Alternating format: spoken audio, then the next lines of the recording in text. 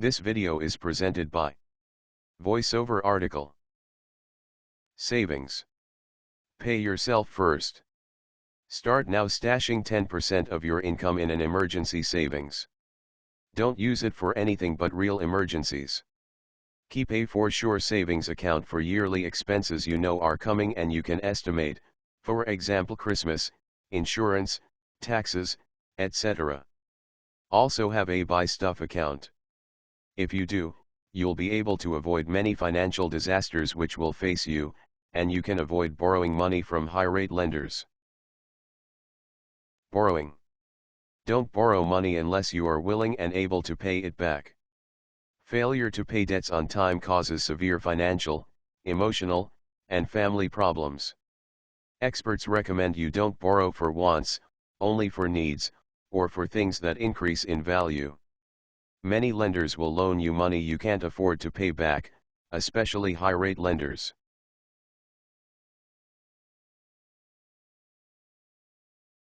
Co-signing.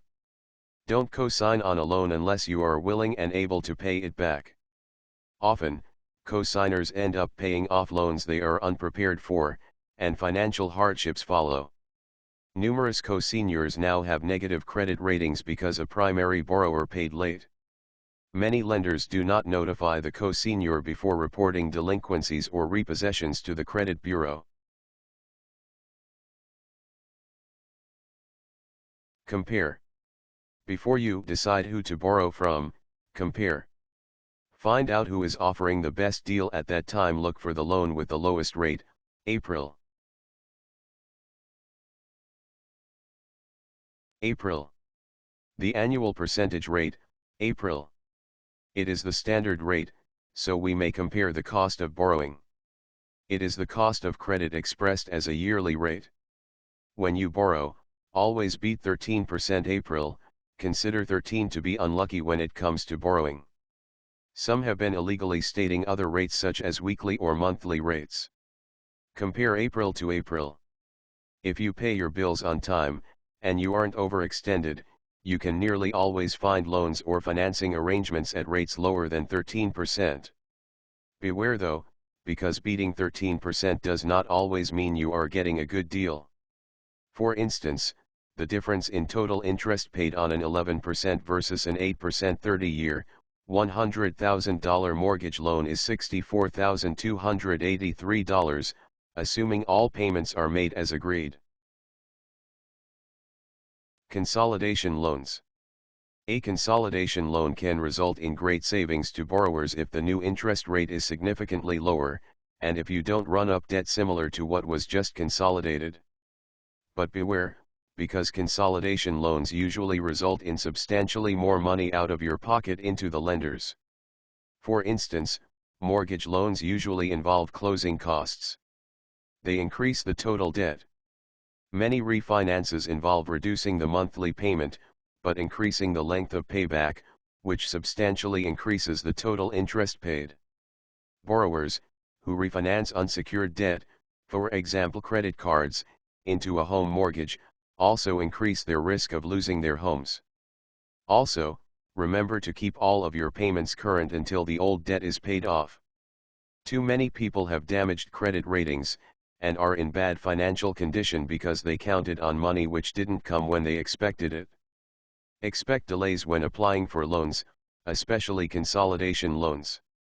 Don't spend money before you get it. Desperation. Don't get desperate for money. The more desperate you are, the less likely you are to get a good loan. Auto insurance. Keep your auto insurance current.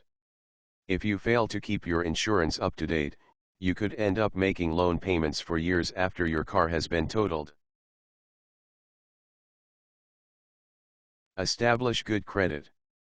To avoid bad credit, don't borrow too much, and do pay your bills on time.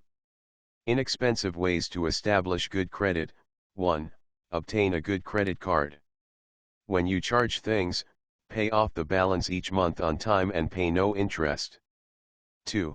Establish a revolving line of credit, an empty loan, as an overdraft protection against bounced checks, and don't use it as a loan. 3. get a loan to buy a car, or furniture, or etc., and pay it off within a few months. Late fees.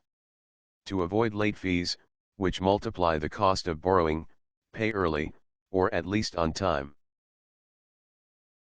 Repossessions. To avoid repossessions and associated fees, pay early or on time, and keep your insurance current. Extra principal registered less interest. To pay less interest on loans, pay more than the minimum required payment. Even small amounts of extra principal can significantly reduce the total amount of interest you would otherwise pay over the life of the loan. Before doing this, however, make sure your lender accepts extra principal payments, and find out what particular procedure you need to follow to ensure your extra principal is properly applied. Bi-weekly payments. If you get paid weekly, or every other week, paying bi-weekly is a very convenient, almost painless, way to reduce your loan term and interest. For instance, if you make a half of your required monthly payment every 14 days, a bi-weekly period, you pay the equivalent of 13.052 payments in an average year. If you don't get paid bi-weekly, or if your lender doesn't like bi-weekly payments, you can pay the equivalent amount in monthly installments. If you pay 1/12 of the sum of 13.05 payments each month, you will match the bi-weekly advantage, minor rounding differences. Contrary to popular belief, the frequency of paying a half payments bi-weekly doesn't accomplish much. The real advantage is paying the extra principal, 13.05 payments, or more, each year, which reduces the term and the interest paid. If you are considering signing up for a bi-weekly program, pay close attention to the cost. Some servicers have large setup fees and transaction fees. Also consider the credibility of any company handling your money. Some have diverted payments into their own pockets, leaving borrowers to make payments twice, once to a corrupt servicer, and a second time directly to the lender. This video is presented by VoiceOver article.